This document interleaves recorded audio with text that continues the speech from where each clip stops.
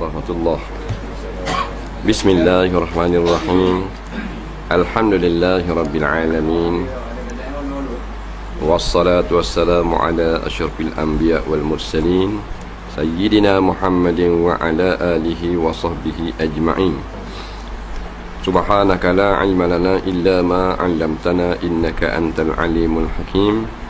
Wala hawla wala quwwata illa billahil aliyyil azim. Muka surat berapa? Ya?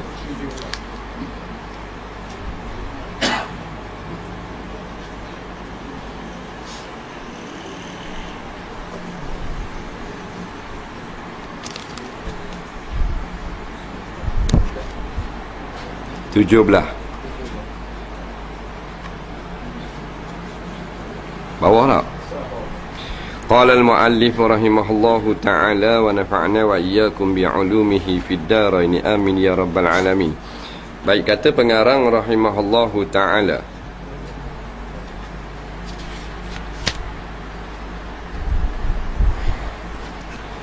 soalan apakah perbezaan yang wujud di antara perkataan seperti kafir, musyrik dan murtad?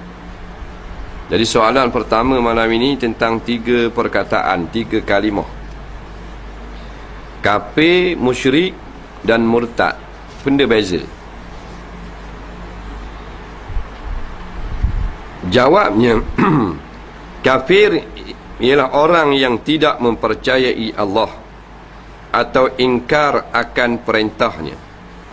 Musyrik pula ialah ditujukan kepada orang yang mempercayai sesuatu selain daripada Allah yang boleh mendatangkan kebaikan atau manfaat kepada dirinya, atau boleh menolak bahaya atau kemudaratan daripadanya.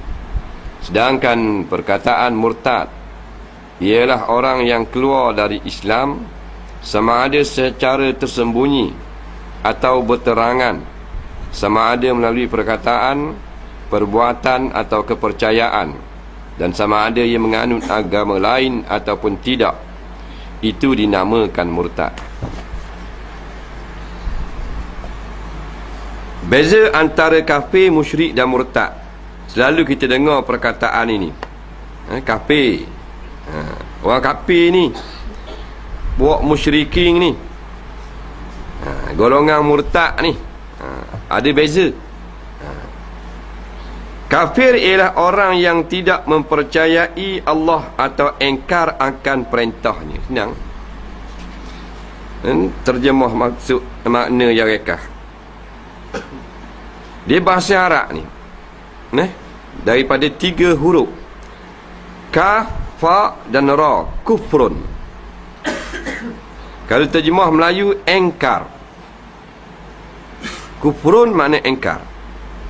Orang yang kufur tu dipanggil kafirun. Situ beza kafir dengan kufur. Kufur tu perbuatan dia. Orang yang melakukan kufur dipanggil kafir. Di mana ni kita faham? Dah ada tulis. Dia bukan hak tulis, tapi bukan lain. Macam lari dengan pelari. Nak kata hak tulis tak boleh, nak kata lain tak boleh.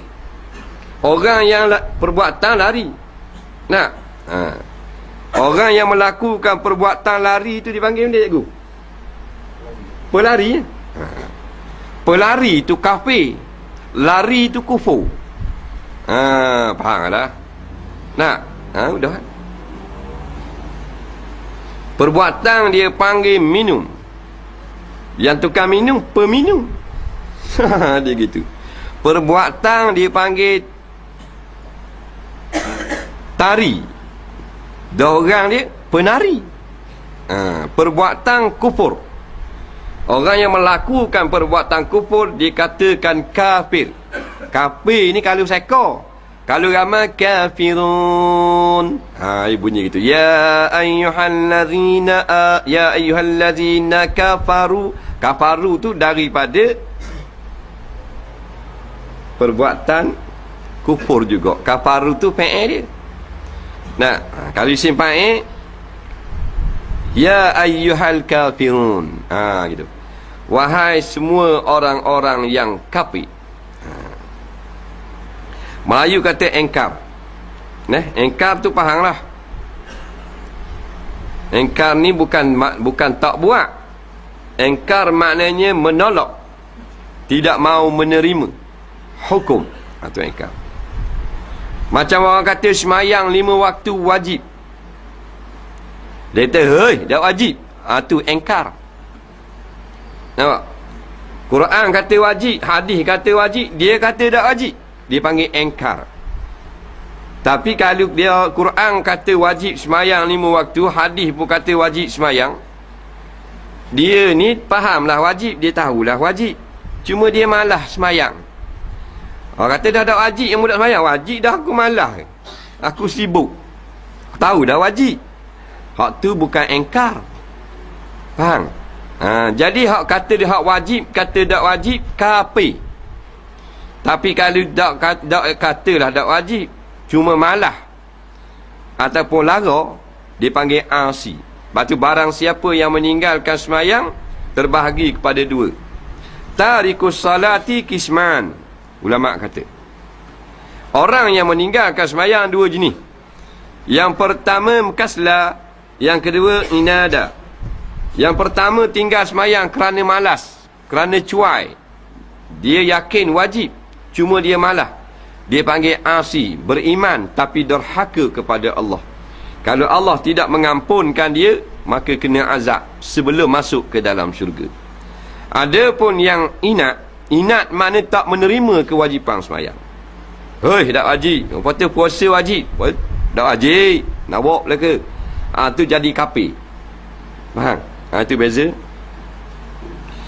Baik, begitu juga. Dengan pelaksanaan kewajipan lain dalam Quran. Orang kata pergi ke Mekah wajib sekali seumur hidup. Tahu dah wajib, tapi aku sibuk nak buat benda lain dulu, aku nak beli benda lain dulu. Padahal mampu dah. Kereta tu 13 buah dah, ada lagi benda nak beli. Berdosa lah dia. Tapi dia kata wajib. Ada pun yang kata tak wajib pergi ke Mekah, sia-sia je. Hak tu kafir. Itu bezanya kerana engkar. Musyrik pula ialah ditujukan kepada orang yang mempercayai sesuatu selain daripada Allah, yang boleh mendatangkan kebaikan atau manfaat kepada dirinya, atau boleh menolak bahaya atau kemudaratan daripadanya. Musyrik ni pun bahasa Arab, iaitu daripada lafaz syirkun, iaitu syirik. Syirik ni maknanya mengatakan selain daripada Allah boleh mendatangkan mudarat, manfaat atau seumpamanya, maka hukumnya syirik. Syirik ni lawan tauhid. Nampak? Syirik lawan tauhid. Tauhid makna mensatukan Allah pada segala-gala. Syirik maknanya selain pada Allah boleh lagi. Contoh syirik lah, dia kata berhala ni boleh mendatangkan kesihatan. Kalau kita minta pada dia, maka dia telah syirik.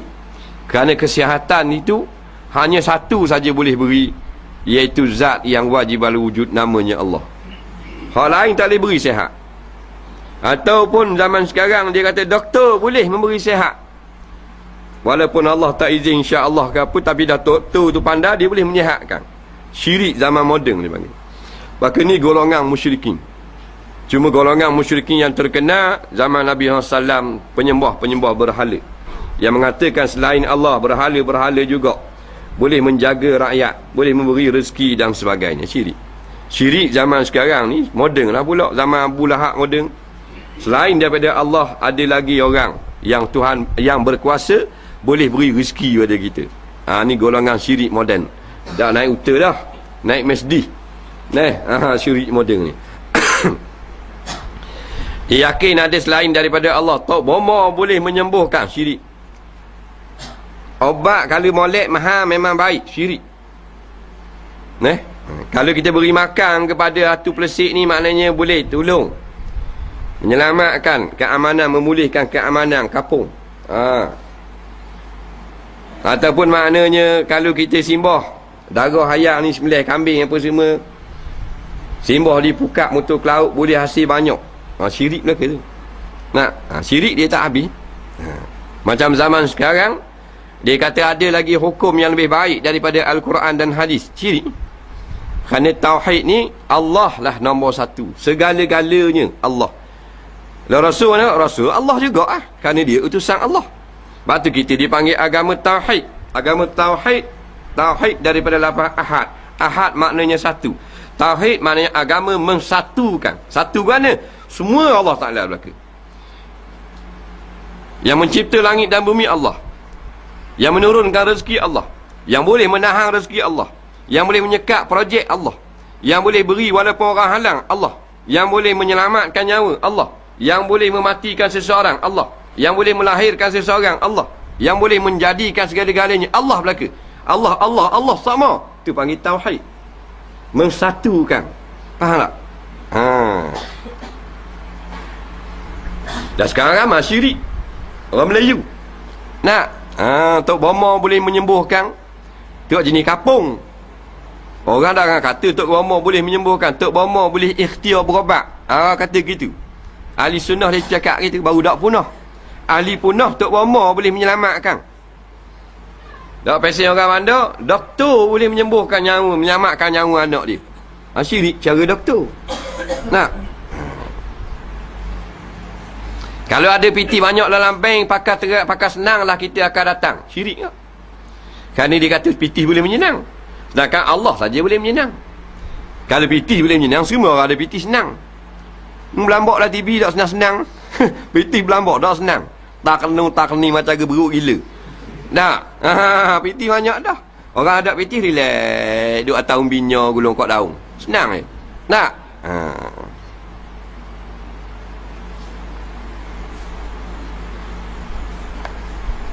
Sedangkan murtad ialah orang yang keluar dari Islam, wal-a'yazabillah. Sama ada secara tersembunyi atau berterangan. Sama ada melalui perkataan, perbuatan atau kepercayaan. Dan sama ada yang menganut agama lain ataupun tidak. Murtad ini juga bahasa Arab.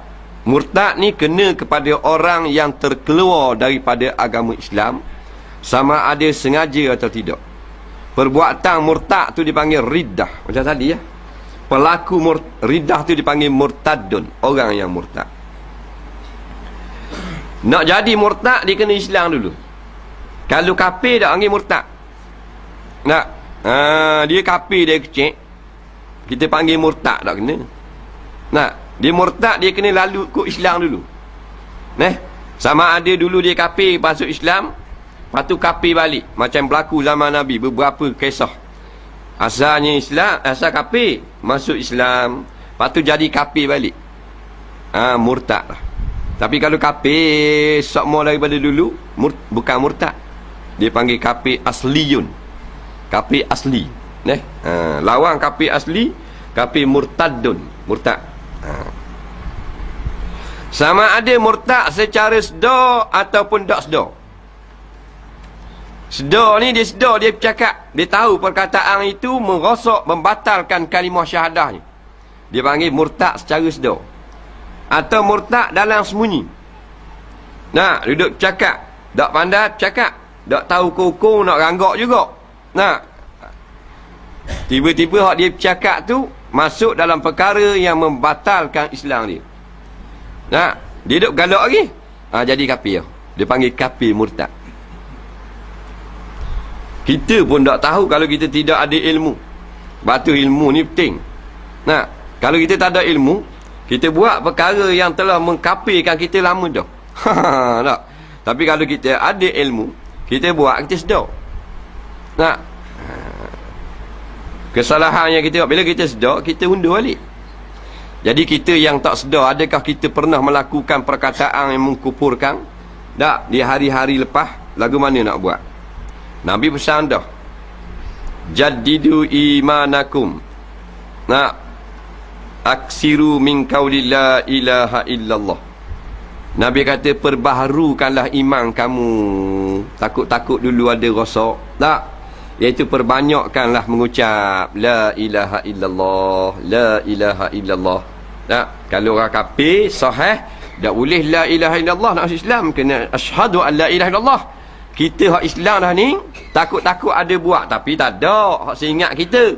Kalau kita ingat kita telah buat, kita kena kata asyhadu an la ilaha illallah wa asyhadu anna muhammadar rasulullah. Tapi kita tak tahu masa lepas ada tak kita buat, kita tak sedar tak. Cukup dengan la ilaha illallah. Aksiru min qauli la ilaha illallah, perbanyakkanlah sebut. Jadi kalau kita ada buat di masa lalu kita tak sahih, maka perkataan la ilaha illallah itu mana memasukkan semula kita kepada keimanan. Gitu.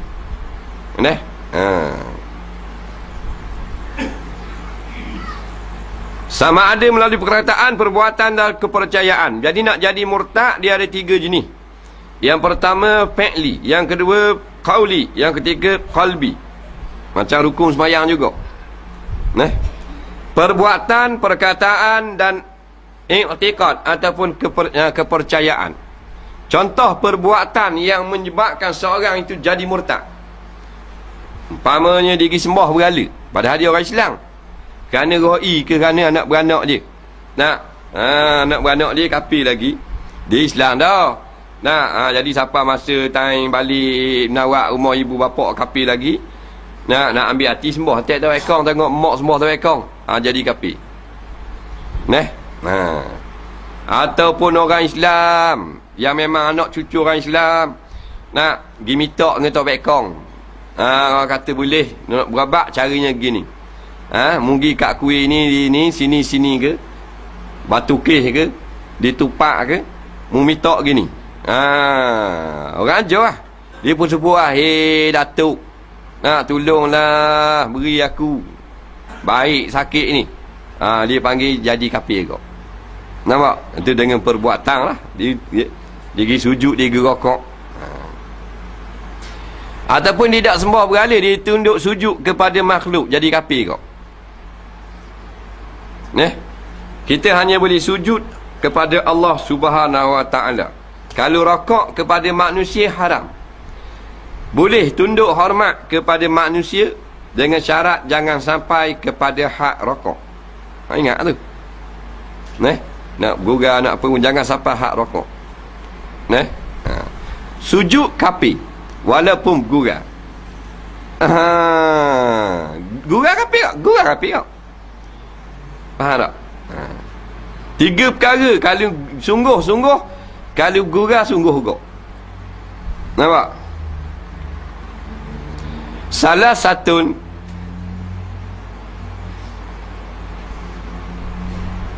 jidduhunna jiddun wa hazluhunna jiddun atau kama qala. 3 perkara Nabi kata, kalau sungguh pun sungguh, kalau olok-olok pun sungguh juga. An-nikahu wat-talaku war-riddatu. Iaitulah nikah, bercerai dan kalimah kafir. Nikah olok-olok cukup syarat sah nikah. Jangan main. Nikah olok-olok. Kawan dia bawa anak cek, duduk atas dukung, baru 2 tahun, budak puang. Dia ni duduk main dang 3 orang, main 2 orang, ngajar seorang. Tu guru pegang ngajar. Jadi 3. Mari pula si pulang ni bawa anak puang dukung. Comel lah budak. Maka hak tengah main dang ni pun kata, "Oh, comel anakmu. Tak tahu mu ada anak puang. Wih, nikah ke aku ya?" Gurau. Nikah apa 2 tahun? Tak, gurau kan? Kata ayah hak dukung, "Ambil lah. Jadi bini mu sah nikah." Pasal apa? 2 orang saksi. Tak mau ngajar seorang, main dang seorang lagi. 2 saksi tak? Kalau seorang je tak sah, 2 dah saksi. Saksi tak mesti selori. 2 orang. Dah main dang boleh jadi saksi? Boleh main. Jadi saksi tak salah. Main judi dah boleh jadi saksi. Main dang tak wasik. Bodoh. Dia gitu. Kalau main banyak 2-3 papang, riadah dia panggil. Nak release tension dia panggil. Hiburan 2-3 papang. Nak apa dalik rumah tu bodoh. Nah. Sah nikah. Padahal tak tahu kala tak mengaji, dia balik mula anak rumah. Nak balik mula bela sampai besar. Bela sampai besar. Bila dah nikah. Nah, habis sekolah 6 kali SPM tak jadi apa kok nikah. Bila nikah tak sah. Pasal laki ada dah dulu buat main dang.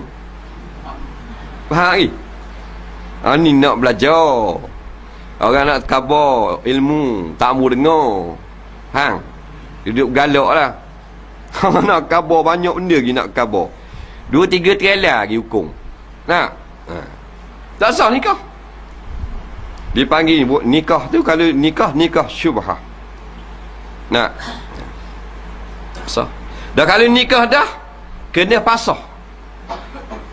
Nak? Hak ni pula dengar dah orang kata, kalau gurat jadi isteri dia. Dia pun tinggal, oh itu ada gurat. Ayah dia kata setuju lah. Nak? Dah mas kahwin dah sebut, mas kahwin tak syarat. Bukan syarat sah nikah. Mas kahwin ni benda yang wajib beri bila hantar isteri kepada suami.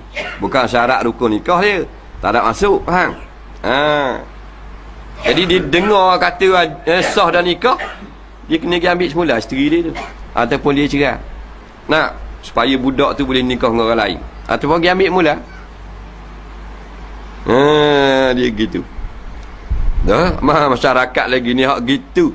Tak nak reti. Ai mustamal tak tahu kala. Kata bab pelik-pelik gitu. Nak? Ai mustamal tahu? Tahu lah. Ai benda. Ai mineral lah. Mineral apa? Mineral. Kira nak minum aja. Nah. Yang kedua, talak. Kalau sungguh jatuh, gurau jatuh juga. Suami dia kata, aku talak kamu dengan satu talak. Jatuh. Nak? Aku talak kamu. Aku cerai kamu dengan satu talak. Jatuh kok. Dah kalau gurau jatuh kok. Dia gurau ya. Dia nak main. Dia nak suspend kan.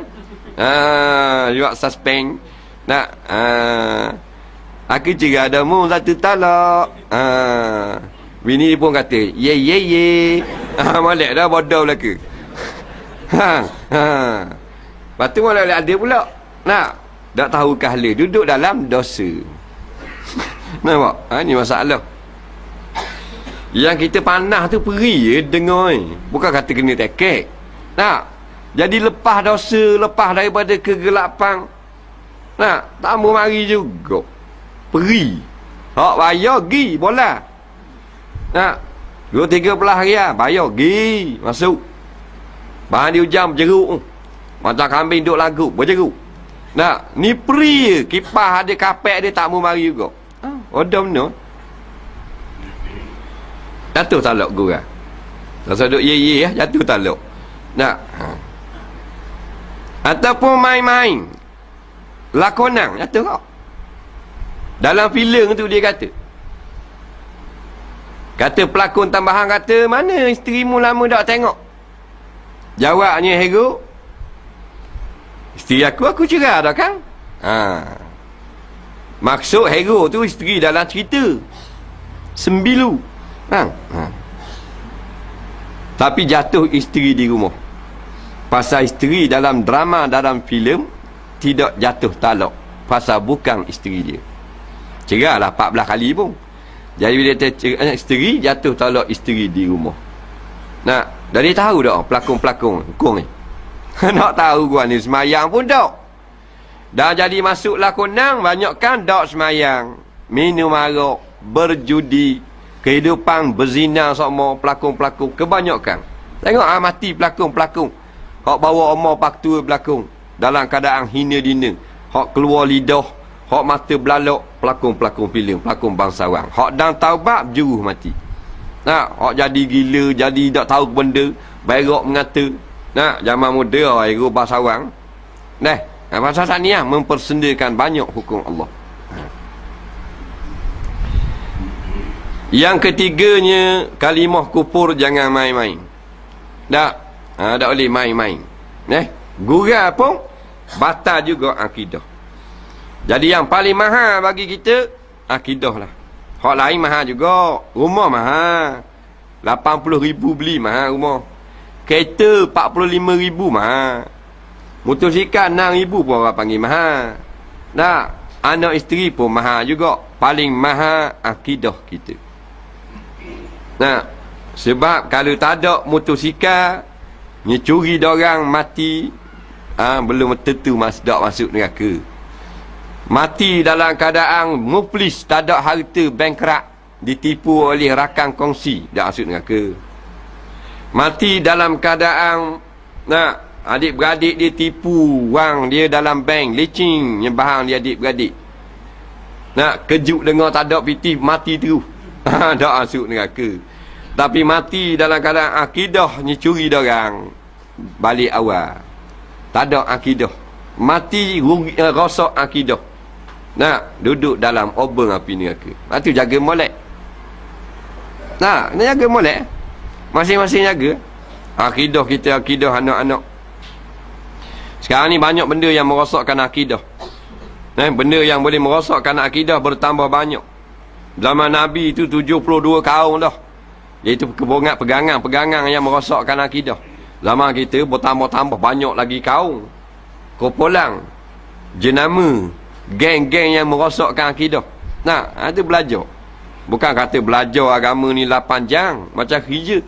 Sepatutnya kalau kita dengar dalam radio, televisyen, kita hendaklah sama dunia dan akhirat, sama berat. Kalau nak sama berat, gini, kerja 8 jam, ngaji 8 jam lah. Dah boleh ngajar 8 jam. Sejam pun muka nak nyembang atas-atas. Macam masuk racun. Kerja 8 jam, ngaji sejam je. Tak boleh gok. Berat lah kita. Nak kira dah ada matching dah, dah balance dah. Lapang satu dah panggil berat akhirat dah tu. Berat dunia dah tu. Jadi tiga-tiga ni walaupun berlainan, iaitu kufur orang yang engkar, syirik menduakan Allah, menyekutukan Allah, murtad, batal akidah, semuanya tempatnya balik adalah satu, neraka belaka. Pak balik sama. Murtad dengan perkataan, dia kata Nabi Muhammad bohong, murtad. Atau Nabi Muhammad udus sepang, murtad. Atau dia kata Nabi usuk dah lawa, tengok dah mimpi, murtad. Dia cakap gitu, nak tunjuk hebat. Orang cakap kan comel macam Nabi Yusuf, dia nak tunjuk dia hebat. Dia ceritakan dia nak comel mana aku jumpa dalam mimpi, jumpa Nabi Yusuf dah jadi kafir. Pasal Allah kata comel, pasal Nabi kata comel, engkar dua ni balik awal. Dah kalau kita tak tahu hukum akang, kita bercakap rosak akidah. Dah umur 40 tahun, banyak mana cakap. Mesti ada benda hak sakut dengan akidah. Waktu agama dulu, awaluddin ma'rifatullah. Kenal agama, ma'rifatullah tu bukan maknanya belajar sifat Allah. Maknanya agama dulu. Lepas agama baru kita cari ilmu dunia. Sebab pernah dah ilmu agama di dalam dada, maka kita dah ada ilmu, kita nak cari dunia pula, buat bekal hidup dunia sementara. Kita cari pula ilmu dunia. Ni kita tak cari ilmu dunia, siapa tak ada ilmu agama. Bila seorang kanak-kanak pintar yang apa benda ni dibangga-banggakan oleh kerajaan, ibu bapa dia nak atur sekolah agama, habis pakat marah habis. Menteri pun marah, cendekiawan pun marah juga. Bapa pergi atas sekolah agama siang ke dia, terbantu agak gini dia. Berat sungguh. Dan dia kata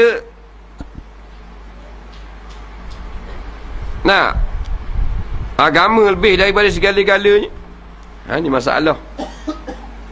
Tak dengar aku kata. Makna rugilah budak cerdik atas sekolah agama. Dah apa sekolah agama jadi bodoh ke? Ni akidah orang ni. Keluar dalam ruangan pembaca pula, dalam surat khabar atau gok komplain. Nak mempertikaikan tindakan ibu bapa yang nak atau anak waras ni sekolah agama. Dia kata ibu bapa ni tidak membuat keputusan yang tepat. Dak wanda dia dah anak dia. Anak mu dah atau dah sekolah agama. Anak orang pula mun sayang nak suruh tamu atau sekolah agama. Mana berat fikiran ni. Fikiran dunia sangat. Nak. Gak atau hak berat-berat nanang sekolah agama. Hak isak gang atau pondok. Hak curi ring. Mana? Hak timbang kayu besi atau pondok tu. Ya bahan habis pula ring motosikal untuk guru ni. Hang liting agak ring ustaz ni. Nak. Ni jadi macam pusat pemulihan dah pondok. Padahal nak cerdik-cerdik. Nak mengaji tafsir. Nak mengaji ilmu Arab. Payah-payah. Payah daripada universiti. Pondok payah pada universiti. Nak mengaji. Nak. Universiti senang je. Satu bab belajar. Kalau bidang komputer, komputer je. Boleh ijazah. Nak. Pensyarah gitu kak. Kalau pensyarah universiti, dia ajar satu bab. Kalau matematik, matematik je. Tapi nak jadi untuk guru pondok dah boleh. Dia ajar semua bab. Ilmu fiqh, ilmu tafsir, ilmu qiraah, ilmu tajwid, usul fiqh, usul Quran, ilmu hadis, mustalah hadis, hadis dirayah, ilmu sirah, ilmu tarikh. Berpuluh-puluh ilmu dia seorang ajar. Daripada subuh sampai ke malam. Nah, kau-kau kena mengaji 25 tahun. Lebih dia. Nah. Tidak tahu kala kita. Tak tahu kala. Nak. Bukan ustaz sekolah. Tak sekolah aja situ Nak, ni balik ustaz dah hari Ustaz dah hari lawan badminton. Tak suka anak murid. Nak, mudah je ustaz sekolah.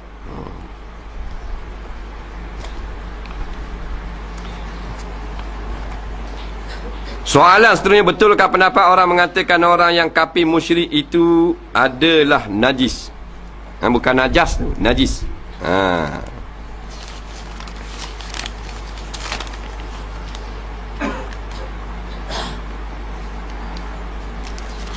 Soalan yang kedua, benarkah kata orang kafir tu, kafir musyrikin itu adalah najis? Tu ke tak? Ini juga menjadi perbualan pada setengah-setengah kita. Ni kata najis, orang kafir ni kata rasa tak najis. Nak, kata najis, dengar itu najis. Ni kata rasa tak najis, dia main gitu. Mari kita tanya orang tu, najis ke tak? Tanya dah lah. Nak, lah najis tak orang kafir?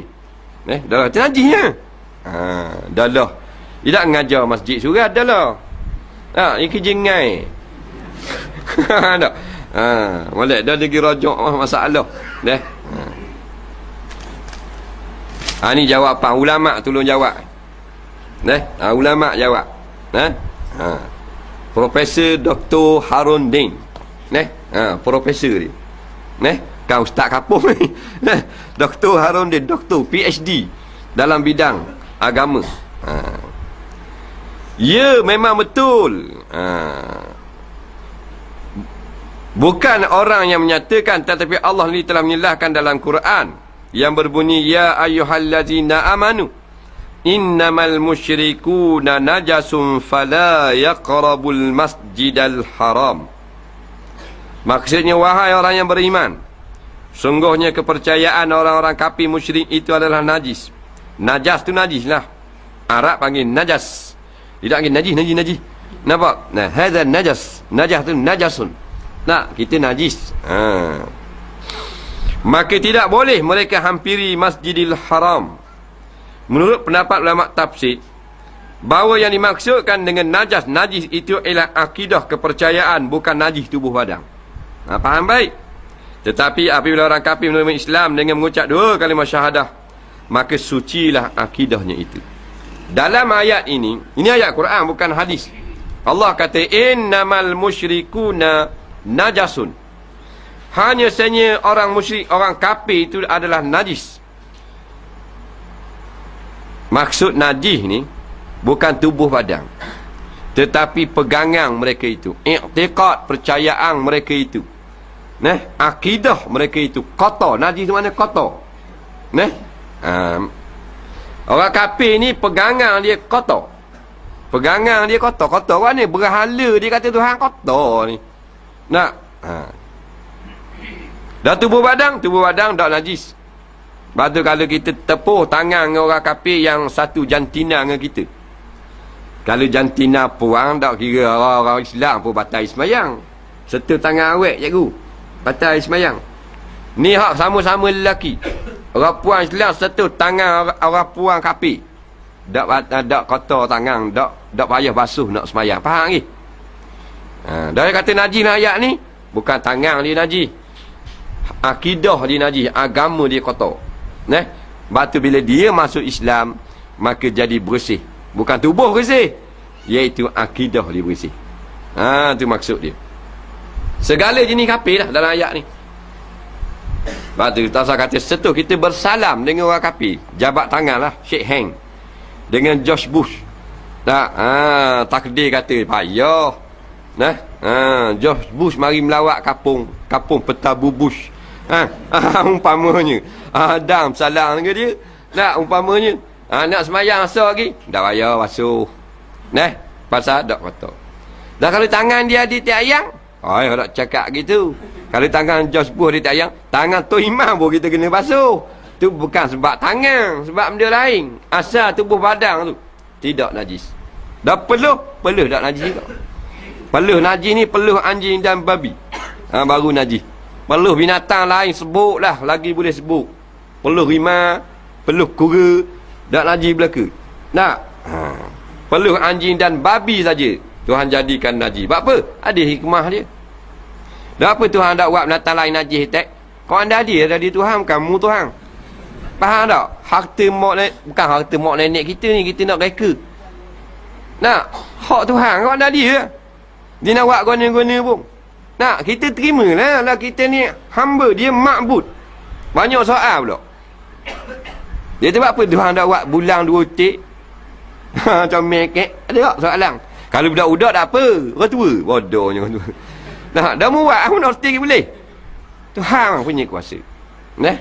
Dua ni bunyi. Ada kau tengok tak?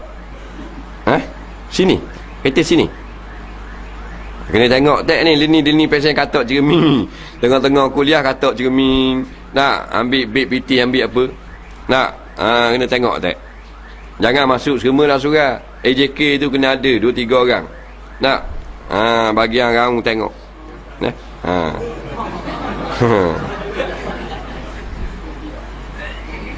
Baru nak bangun JKK.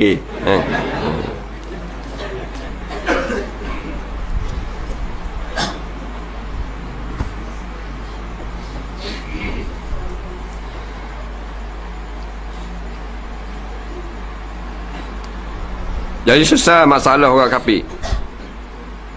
Tubuh badan tidak najis. Yang najis adalah akidah. Soalan yang seterusnya, apakah erti munafik? Dan apakah pandangan Islam terhadap orang-orang munafik? Jawabnya, orang munafik menurut istilah syarak ialah orang yang menyembunyikan kekafirannya di samping melahirkan keislamannya, atau dalam lain perkataan orang yang pura-pura Islam, sedangkan pada hakikatnya ia adalah seorang kafir. Orang yang bersikap demikian adalah disebutkan sebagai pepat di luar dan rencong di dalam, atau diibaratkan sebagai talam dua muka. Menurut pandangan Islam, orang seperti ini adalah orang yang rosak peribadinya, buruk perangainya, dan tidak ada pendirian dalam hidupnya. Selain dari mendatangkan keburukan dan bahaya dalam masyarakat, ia juga akan menanggung risiko dan azab Allah di akhirat. Hal ini dijelaskan oleh Allah Ta'ala dalam Al-Quran surah An-Nisa ayat 145. Innal munafiqina fid darkil asfali minan nar walan tajida lahum nasira. Sesungguhnya orang munafik akan ditempatkan di peringkat yang terkebawah dari neraka, dan engkau tidak dapati bagi mereka sebarang pertolongan. Arti munafik daripada perkataan nifak. Orang yang nifak itu dipanggil munafik. Munafik ni orang yang tidak ada kepercayaan kepada Islam, tetapi pura-pura saja sebagai orang Islam. Maknanya dia menzahirkan kerja-kerja Islam, seperti semayang, mengucap 2 kalimah syahadah, memakai pakaian orang Islam, berkahwin dengan orang Islam, makan sembelihang, makan kedai orang Islam, baca Quran, marhabang pemarhabang dia, sibuk dengan ma'al hijrah dia, sibuk dengan awal Muharram juga dia. Itu hak zahir. Tapi hatinya tak suka dan tidak percaya kepada Allah ataupun apa yang didatangkan oleh Allah. Tak percaya, tak suka kepada Quran, tak suka, tak percaya kepada hadis, tak percaya cerita Isra Mi'raj, tak percaya cerita alam barzah, tak, ataupun maknanya dalam hatinya benci kepada kerja-kerja agama, benci ke orang ngajar, benci tengok orang ramai-ramai pergi surau, sakit hati tengok orang mari ceramah agama, hati suka kalau ada buat pampir. Ya tu. Dalam hati, tapi luar dia tak kata lah. Dia tak cakap depan orang, dia takut orang marah. Di minum air kita tidak kata aku benci sungguh kalau ada orang ngajar surau. Tak berani tak cakap gitu. Dalam hati lah, dalam hati. Ini orang panggil munafikin. Dia lebih berbahaya daripada kafir betul, kafir hak zahir ni, daripada apek tu. Sebab kalau dia bercakap boleh merosakkan orang Islam, boleh percaya pada dia. Segi orang ingat dia orang Islam tu. Dan kita tak tahu orang munafikin ni. Memang kita tak tahu. Melainkan jikalau dia menzahirkan nifaknya itu, seperti dia bercakap kita sedang dengar, boleh kita kata munafik. Tapi kalau kita nak tamah saja tak boleh. Dia kena dengar dulu percakapan. Kita dengar dah dia kata. Dia tak berahi ke hadis-hadis Nabi ni. Dia tak suka ke hukum dalam Quran. Keluar di mulut. Sahih itu nifak. Itu sahih. Jadi sebab tu Allah sebut dalam Quran, innal munafiqina fid darkil asfal minan nar. Sesungguhnya orang munafik duduknya pada bawah sekali, lapis paling bawah dalam neraka jahanam. Orang kafir, orang putih, Jepun, Cina, Hindu duduk atas sikit. Dia lapis paling bawah, paling panas. Macam dapur lah. Paling dekat dengan dapur paling panas. Orang atas puyuk ni panas juga. Tapi paling panas dekat punggung puyuk. Tapi dalam puyuk belaka, gelegak belaka. Dia gitu. Jadi oleh kerana jahat sangat dia ni, dia azab paling panas, iaitu di bawah sekali belah puyuk neraka yang paling bawah. Sebab neraka ni dia berlapis-lapis. Dalam konteks ini baginda Nabi SAW turut mengingatkan kita tentang betapa bahayanya orang munafik dengan sabdanya, inna akhwafa ma akhafu ala ummati kullu munafikin alimil lisan. Sesungguhnya apa yang paling aku takuti menimpa ke atas umatku ialah tiap-tiap orang munafik yang petah lidahnya. Orang munafik banyak bahasa. Ada hak duduk diam, ada yang pandai cakap macam-macam hak Islam. Kita kena ikut Quran dan hadis. Kita kena agungkan Rasulullah kalau bercakap. Kita kena hayati peristiwa hijrah. Benar muluk. Tapi time nak menjalankan hukum Allah, dari ikut zalim, rotang orang yang berzina. Tak boleh. Apa salahnya kalau kita nasihat dia? Apa yang kita nak hukum dia? Banyak orang cakap. Sebab apa Nabi tu tak nasihat je orang berzina? Sebab apa Nabi pergi rotang kat orang berzina? Sebab apa Nabi merejam sepasang penzina? Sebab apa Nabi melakukan hukuman potong tangan? Ini orang panggil petah bercakap. Orang yang elok lisan, alimil lisan, pandai bercakap. Kalau kena dalam nak menjalankan hukuman Islam, dia kata mana? Kita kena berlembut. Islam menggalakkan lembut.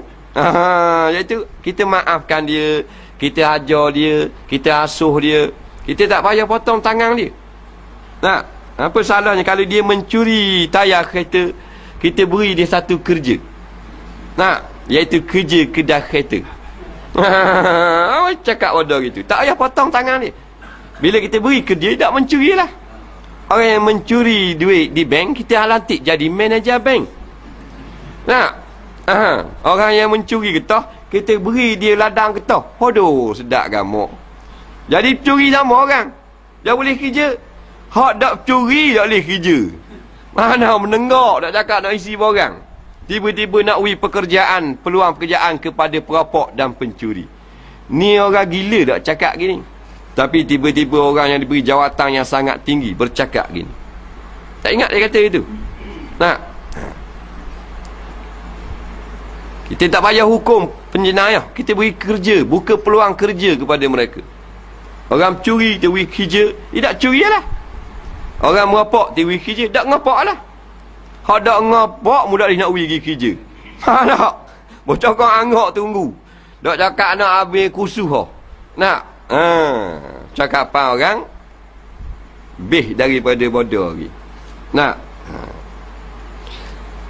Sebab apa? Di dalam hati mereka tidak mahu kepada Islam. Dalil kenapa bila time penjenayah kamu tetap melakukan hukuman menurut peraturan manusia. Dah apa giji kat orang curi? Dah apa pakai hukuman orang putih? Dah apa pak mugi watang pengedar dadah? Dah apa mugi yang mugi hukum gantung pembunuh? Dalam bab menjalankan hukuman manusia boleh ada terus. Dah apa dak nasihat dia beri kerja. Tapi dalam nak menjalankan hukuman Islam tak boleh kita beri nasihat. Sebenarnya mereka golongan-golongan nifak yang munafik akan memberi berbagai-bagai alasan supaya terhalangnya daripada hukum Islam. Jelas dah sebut dalam Quran. Nampak? Wa iza qila lahum ta'alu ila ma anzalallah wa ila rasul ra'aital munafiqina yasuddunaka anka sududa. Bila dikatakan kepada mereka itu, mari kita berhukum dengan Quran dan hadis, maka kamu akan lihat orang-orang munafik akan mengeluarkan bermacam-macam alasan. Betul tak ayat Quran tu? Jadi berjaga-jaga. Kita beri pesanan bagi kita, jangan turut golongan ni. Bagi golongan ni, baliklah ke pangkal jalan sebelum terlambat. Itu saja jalan ni.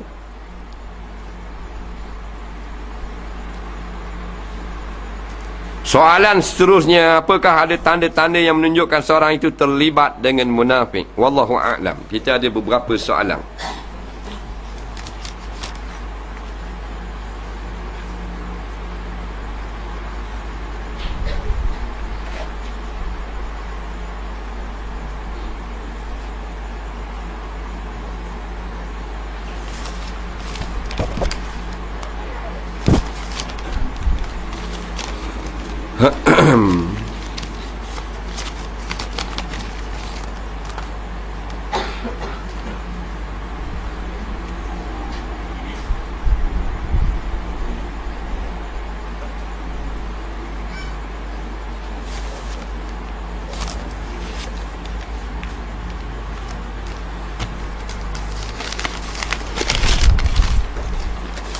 Baik, soalan yang pertama.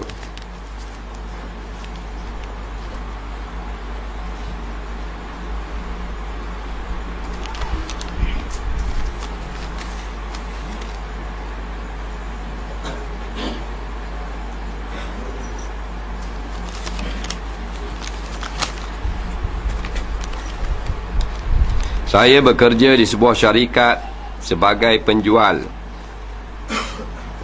bagi satu barangan. Cara jualannya begini. Contoh, harga barangan tersebut yang diarahkan oleh majikan saya untuk dijual pada pelanggan RM10 dan diberi potongan RM1. Jadi harga barangan itu adalah RM9. Kalau tak diberi potongan RM1 pun tak apa. Semuanya terserah pada saya. Kebiasaannya kebanyakan pelanggan saya jual dengan harga RM10 tanpa potongan RM1. Ini adalah kerana dalam bil saya tulis RM10, tapi saya serah pada majikan RM9. Keuntungan RM1 itu saya ambil dengan daya inisiatif saya dengan pelanggan. Majikan pun tak tahu saya ambil keuntungan dengan potongan RM1 itu. Apakah hukumnya? Majikan dia suruh jual barang RM10. Kalau orang tawar jual RM9, tak ada masalah. Jangan kurang pada RM9. 10 atau 9 lah. Jadi kalau nak beri terus RM10. Kalau orang nak beri kurang, beri RM9. Kurang RM1. Nah, dia jual RM9 belaka. Dia jual RM10 belaka dalam bil. Tapi sebenarnya dia ambil RM1. Iaitu dia jual harga RM10 tak kurang. Kurang tu dia ambil ke dia. Hak RM1 tu. Jawabnya tak boleh. Tak boleh. Nampak? Tak boleh. Sebab RM1 tu bukan untuk dia, untuk pelanggan. Untuk pelanggan. Maknanya kalau orang nak jual RM10 atau RM9 boleh. Kalau orang nak jual diskaun RM9. Kalau nak jual tak diskaun RM10. Melainkan majikan dia pesan menjual lah, aku nak RM9 barang ni. Lain. Aku nak RM9 barang ni. Tapi kalau beri pesanan, maknanya kalau diskaun RM1, kalau tak diskaun RM10, bukan untuk kita, penjual. Itu hak majikan. Kita kena serah RM10 dan minta dengan majikan. Baru jadi. Dah biar saya RM1. Kira RM9 belaka. Tak, boleh buat belanja. Majikan kata, tak apa, ambil lah. Pasal majikan tak ada hal. Mana jual RM9 pun tak ada hal, dia untung. Modal dia RM1 je. Umpamanya. Jadi kalau minta kita lebih baik. Jangan pakai ambil terus gitu. Malaikat majikan tu pesan, aku nak RM9 saja. Menjual RM10 ke RM9, aku nak RM9. Tu lain.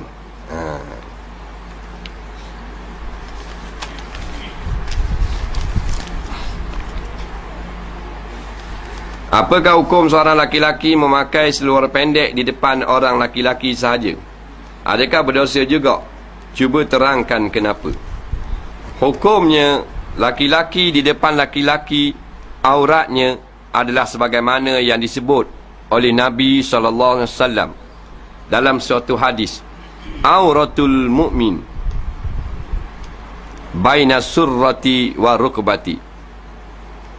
Aurat laki-laki adalah antara pusat sampai kepada lutut. Kemudian Nabi kata, la yanzurur rajulu ila auratir rajuli. Tidak boleh laki-laki melihat kepada aurat laki-laki. Faham ke? Aurat lelaki pusat sampai ke lutut. Lepas tu Nabi kata, la yanzuru. Tidak boleh melihat laki-laki kepada aurat laki. Maknanya laki-laki tak boleh tengok kawan dia laki-laki pakai lu pendek. Pendek ke mana? Pendek daripada lutut. Kalau pendek kat lutut apa? Faham lagi? Dah jawab dia ke mana? Jawabnya haram. Tak boleh. Jawabnya haram. Hak terbuka lutut lain tu, terbuka lutut. Tu selok lutut. Niat sengaja pakai tubik lutut. Tu lain. Pakai lain. Terbuka lain. Dia pakai jubah. Tapi dia mari angin kuat selok jubah dia. Terakak sampai atas bank. Tak. Tu sekejap aje, bukan sengeleng. Tu lain tu.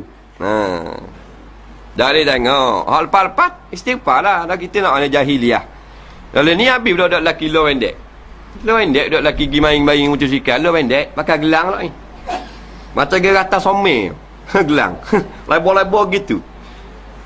Nampak lebar pada gelang tuk dia. Nampak kan ni jadi jahiliah dah. Orang lelaki jadi jahiliah. Pasal mak ayah tak beri agama, jadi anak dia tak beragama. Walaupun lulusan kolej, lulusan universiti, dia kira tidak beragama. Agama ni patuh peraturan. Dah tak patuh, orang panggil tidak beragama. Jangan pakailah luar pendek. Nak pakai luar pendek boleh. Pakai luar panjang lik dalam. Dah kenang sangat nak kalau pendek, kenang sungguh. Nak kalau pendek. Pakai seluar panjang lik dalam. Seluar jin ke lik dalam, lepas tu luar bola lik luar. Tak ada masalah. Tak nampak aurat. Nak nakal je lah kau tengok. Nak. Ataupun seluar pendek di luar, di dalam kain pelekat. Apa kau? Ada. Dia gitu. Jadi peseng lah ni. Nak. Tahun 80-an itu kalau pakai seluar pendek bukan orang Melayu. Apek kedai basikal. Nak, seluar apek besar tu kan. Nak, kali duduk tu nampak habis. Skru lebar. Tak. Tai micing, tubik habis. Nak, learning orang Melayu ni anak orang Islam pula. Hak duduk bang masih beranak oh. Habis pakai seluar apek. Nak, apek kata oh tiru sama kita tu. Habis pakai seluar apek. Berat tunggu. Hak comel, hak Rasulullah. Ambo. Hak Rasulullah sampai kali dia. Tak mau ikut. Hak apek tu, hak uduh sepang. Nak ikut. Maknanya tak berapa sara. Macam gila kan? Hak balik-balik jambu. Nak. Dia nak hak uduh-uduh. Maknanya dia gila. Dia ni gila tak? Pergi gila comel. Nak. Gitu. Gila-gila pun awak natu. Nak berderu. Nata nak. Kenapa dia awak lelaki? Nata hamba tu. Baru nikah baru ni. Allah, luar pendek. Natu. Tok tua tengok mana tok tua. Tu, luar dalam saja. Tok tua. Padang pun dengan tok tua. Natu luar pendek, tok tua luar dalam saja. Padang dah. Tak berat kita ni kau ni jadi komang sepanjang. Tak. Nak rok-rok lah, luar panjang lah. Luar panjang rok kau. Nak. Nak rempik-rempik luar panjang lah. Luar panjang tak boleh sangat betul. Nak. Luar pendek rabuk ipal dulu tu. Nak. Bukan tak boleh bergaya. Boleh bergaya luar panjang lah. Kita orang lelaki kan. Nak aurat kan. Jaga lah. Nampak aurat saya dah. Lepas tu bodoh tu. Pasal luar pendek tu pasal bodoh lah ke. Tak payah kata memang bodoh. Nak. Pasal pakaian di rumah. Nak. Pakaian di rumah.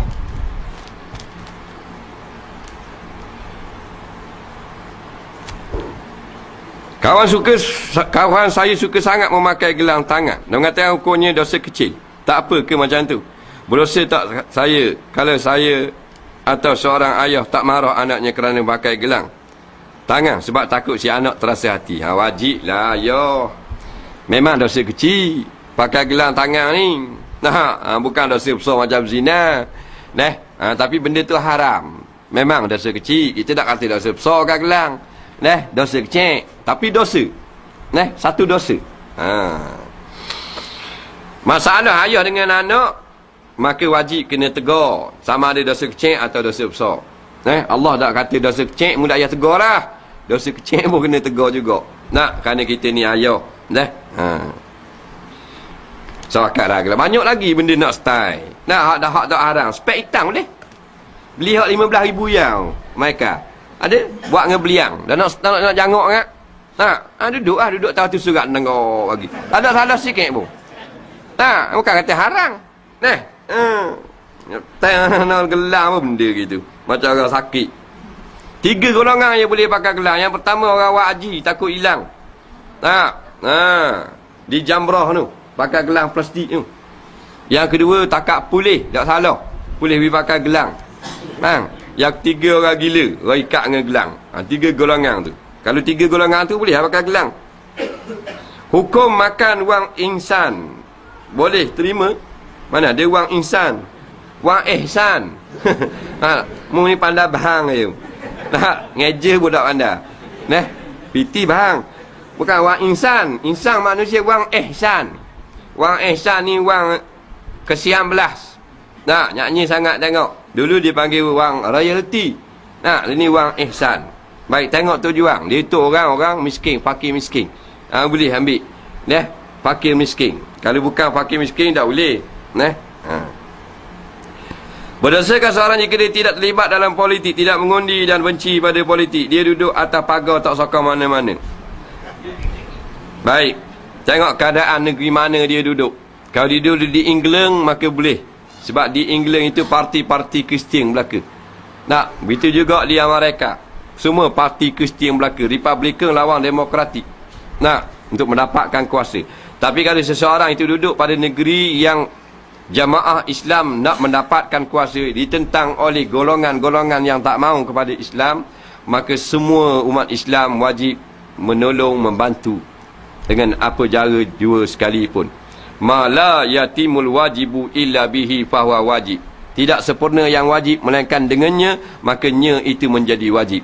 Tidak sempurna dapat kuasa kepada orang-orang yang nak mengembalikan Islam bertakhta dalam negara melainkan dengan memberi undi, maka memberi undi itu menjadi wajib. Nah, itulah fatwa ulama-ulama yang muktabar.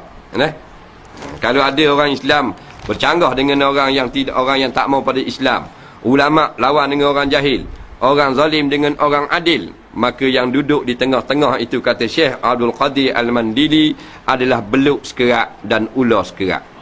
Tak boleh makan. Tengok kepala boleh makan, tengok ekor terdus sela. Tak boleh makan.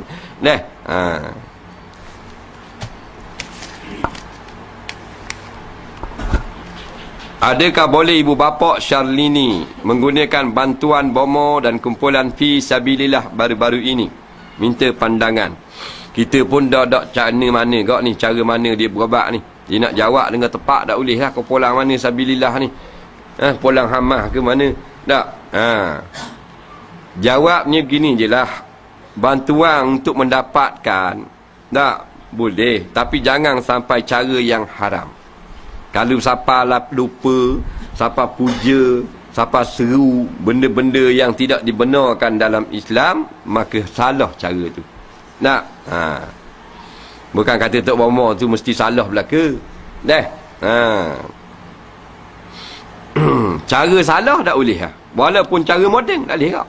Walaupun doktor yang buat, cara tu salah. Pakai puja, pakai seru, pakai bakit, tak, ya panggil habis segala jin tanah, jin api, jin air, jin balang, habis jin panggil. Suruh tolong.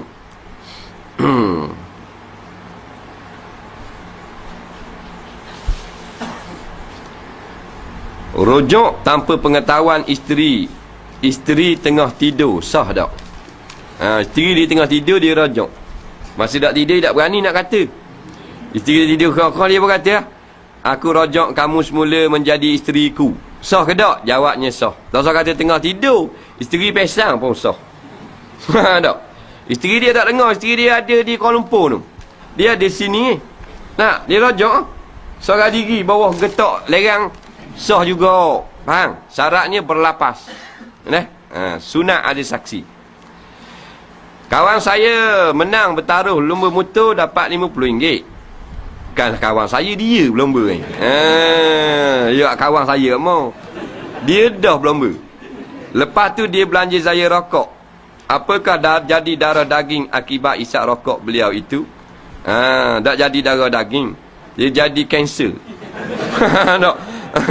Dia gitu. Dia berlomba judi ni, berlomba sudah haram. Ya, berjudi pula 2 kali haram. Dia berlomba yang tidak membahayakan, tak haram. Macam Nabi berlomba kuda, berlomba lari, berlomba unta zaman Nabi yang tidak merbahayakan. Berlomba merbahayakan, jadi haram lah situ. Lepas tu judi taruh. Judi RM5 haram lah. Jadi janganlah kawan lah. Tapi kalau jenis menang, taruh jangan menang ekor, menang nombor toto, tak salah makan apa-apa lah. Dia nak belanja nak apa tak salah. Tak. Dosa kita lepas-lepas dengan Tuhan banyak dah. Nak pergi tetel pula makan orang haram. Kemudian haram jual hadiah yang kita terima. Kalau bagi sewa, apa hukumnya? Hadiah haram kita jual. Dah kalau kita beri sewa, orang hadiah ke dia benda, orang hadiah ke dia kereta sebuah, tak, pok dara dia lah. Dah dia boleh maknanya kerja. Pok dara suka hati, orang kaya dia kereta kacir se.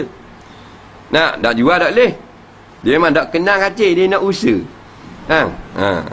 Dia nak jual haram. Dah beri sewa haram juga. Kerana masuk dalam buyuk. Nampak? Dalam baik, dalam muamalah tak boleh. Yang boleh beri saja ke orang lain. Hadiah balik ke orang. Atau pinjam boleh. Soalan yang seterusnya. Baru-baru ini saya mendapat surat temuduga yang kini dah masuk kali keempat. Soalan saya, bagaimanakah cara yang betul saya untuk mendapat pertolongan dan petunjuk daripada Allah supaya saya mendapat pekerjaan tersebut? Soalan kedua, pada zaman sekarang begitu ramai sangat awet-awet yang ganas. Kadang-kadang tak tahan menengok. Bagaimanakah saya nak tahan hawa nafsu saya ini? Bujang tak tahan, nak kahwin tak ada pitih. Ada juga gini. Ya, dah luah perasaan. Tak ada arah tu. Tak apa, badi-badi dia pergi batu buruk, terjun air. Baik dia tanya gini. Temuduga kali keempat tak boleh lagi. Lepas tu nak kata lagu mana? Kalau kali keempat tu sikit lah. Orang lain puluh-puluh tak boleh. Sabarlah. Sabar. Kadang-kadang Tuhan tak mau beri pada kita. Ada hikmah. Dia tak mau beri. Tuhan ni rancang dah pada kita. Dia suruh kita ikhtiar. Ikhtiar itu dipuji oleh Allah. Kadang-kadang apa tak boleh. Orang kalau boleh sayang. Kalau boleh, jadi rosak kita. Sebab tu Tuhan tak beri kita. Pada orang tak, pada kita rosak. Sebab tu Allah sayang pada kita. Dia tak beri bukan kerana dia uji, kerana dia nak uji kita, dan kerana ada hikmah. Wa makaru wa makarallah wallahu khairul makirin. Manusia merancang, Allah juga merancang. Sebaik-baik perancang Allah. Faham lagi? Kan kita ni diuji. Bila kita tak lulus, kita sabar. Tapi tak lain pula. Gitu. Tak ada sampai 15 kali tak ada. Adalah kat gini. Tak. InsyaAllah. Kita kena yakin lah. Jangan yakin dengan manusia. Yakin dengan Allah. Allah ada perancangan yang lebih baik kepada aku. Gitu. Kita yakin pada manusia tu butuh asa. Kemudian dia kata sekarang ni tak tahan nak tengok puan nak tikah, nak nikah tak ada pitih. Lepas tu nak buat guana, tak ada pitih. Tu buat kutipang lah. Nak jalan tabung derma. Tapi bangunlah seorang nak tengok manusia. Kita buat kutipang. Nikah dah. Bila nak tengok tak tahan sangat pasal nafsu, takut berzina itu ni nikah. Cari hak murah-murah. Jangan cari hak mahal-mahal. Tengok murah-murah dah. Kapung-kapung sikit. Jenis cedung-cedung. Cari hak mahal-mahal, bandar mahal. Pulau usaha, pulau usaha. Main 2-13 ribu. Beruk 1,000 je. Cari hak darat-darat ni sikit tau. Bela-bela kalang gawi. Tak mana itu. Dalam 600 je. 500. Nak samah tak ada samah. Gitu. Cari besi lu timbang jual kilo. Sabar berpuasa. Kalau tak tahan berpuasa. Kerana fa'innahu lahu wija. Kerana puasa itu bagi seseorang itu adalah perisai. Soalan yang terakhir. Dalam bulan Islam adakah ada larangan waktu nikah, waktu akad nikah? Contohnya bulan Safar. Sebab orang tua dulu kata tak molek akad nikah dalam bulan itu. Soalan 2, orang kampung saya kata rukun solat ada 17 rukun. Betul ke? Soalan 3, rukun khutbah ada berapa? Baik, rukun khutbah ada 5. Yang pertamanya memuji Allah, Alhamdulillah, atau sebandingnya. Yang kedua, salawat Nabi, Allahumma salli ala Muhammad, atau panjang lagi. Yang ketiganya, memperpesankan manusia dengan takwa. Wahai manusia, ittaqullah, umpamanya. Yang keempat, membaca satu ayat Quran yang memberi faham, walaupun satu ayat. Yang kelima, membaca doa kepada sekalian orang Islam. Kalau khutbah itu khutbah Jumaat. Baik. Soalan yang kedua, orang kampung saya kata rukun semayang ada 17 rukun. Betul ke? Jawabnya, ya, memang betul. Rukun semayang memang 17 menurut bilangan satu ulama. Sebagian ulama bilang dengan 13. 13 dan 17 sama saja. Yang bilang 13, tamakninah di dalam 4 tempat tidak dikira rukun, tapi dikira sebagai syarat sah. Tamakninah di dalam rakaat, tamakninah di dalam i'tidal, tamakninah di dalam sujud, tamakninah di dalam duduk antara dua sujud. 4 situ dah. Jadi hak bilang 13, 4 ni syarat sah dipanggil. Setengah ulama mazhab dia tak kata syarat sah. Tamakninah ni rukun juga. Nah, jadi 4 ni kalau capung dengan 13 tu 17 Pak tulis. Faham? Nama lain-lain. Nah, jangan peling. Balah juga. Ada tak dalam Islam melarang mana-mana tarikh bulan untuk melakukan akad pernikahan? Jawabnya tidak ada sebarang ayat atau nas ataupun maknanya ucapan-ucapan para sahabat yang kata bulan ni tak boleh nikah, bulan ni tak boleh nikah. Semua bulan Islam adalah baik belaka. 12 bulan Islam ni molek belaka. Tak ada bulan yang sial. Orang tua dia kata bulan Safar ada bulan sial. Ada. Ada. Cuma ulama kata afdal bulan Syawal. Afdal bulan lain harus. Tak, kerana kebanyakannya bernikah zaman Nabi bulan Syawal. Tapi Nabi tak sebut bulan Syawal afdal. Cuma ambil atas ramai orang buat. Zaman sahabat ni bila tak ada dalam hadis, tak ada dalam Quran, maka kau tengok kelakuan sahabat. Gitulah cara dia. Jadi bulan-bulan lain tak ada sial, tak ada apa. Buatlah. Jangan ambil hari orang kafir, raya orang kafir sudah. Jangan nikah hari Dipabali, jangan nikah Taipusang, jangan nikah hari Christmas. Kerana kita bila nikah hari Christmas 25 Disember, maka tiap-tiap tahun ulang tahun perkahwinan kita berbetulan sama dengan hari raya orang kafir. Sedangkan hari raya orang kafir ni kita disunatkan tidak memakai pakaian baru kerana tidak menunjukkan kesamaan dengan kegembiraan orang-orang kafir pada hari itu menyambut hari yang dimurkai oleh Allah, hari-hari upacara agama yang tidak diredai oleh Allah. Tiba-tiba hari kita nak ulang tahun tak boleh pakai baju lawa, tak jadi ya. Jadi kalau kita ni sambut ulang tahun perkahwinan kan sunat pakai baju baru. Ambil ingat setahun dah kita nikah yang pakai baju comel. Gitu cara dia.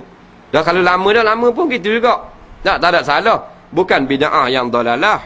Sambut ulang tahun perkahwinan tak ada masalah. Mengingatkan, menambahkan lagi kasih sayang. Dia kata lelaki dia, tak kira. Ingat tu esok tu. Benda pula 60 apa? 60 tahun dah. Benda apa? Menjadi laki aku. Tak? 60 tahun dah. Gitu. Tak ada masalah.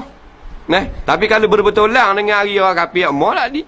Nak tahu kena dengan hari kafir. Bila sambut di Bali, kita. Hari di Bali, hari Wesak, hari Gawai. Nak boleh anak jadi nano. Mana bayi manja sangat. Rupanya nikah hari Gawai. Itu. Ambil cuti sekolah. Hari raya Dayuk. Patut anak tak turun naik tokok jambu. Macam Dayuk. Jangan lagu-lagu tu. Wallahu subhanahu wa ta'ala a'lam. Bismillahirrahmanirrahim. Alhamdulillahirabbil alamin. Wassalatu wassalamu ala asyrafil anbiya wal mursalin. Sayyidina Muhammadin wa ala alihi wa sahbihi ajma'in. Allahumma anfa'na bima 'allamtana wa 'allimna bima yanfa'una. Rabbana zidna ilma. Rabbana zidna ilma. Rabbana atina fid dunya hasanah fil akhirati hasanah wa qina azabannar. Wa sallallahu sayyidina Muhammadin wa ala alihi wa sahbihi wasallam. Walhamdulillahirabbil alamin. Assalamu alaikum warahmatullahi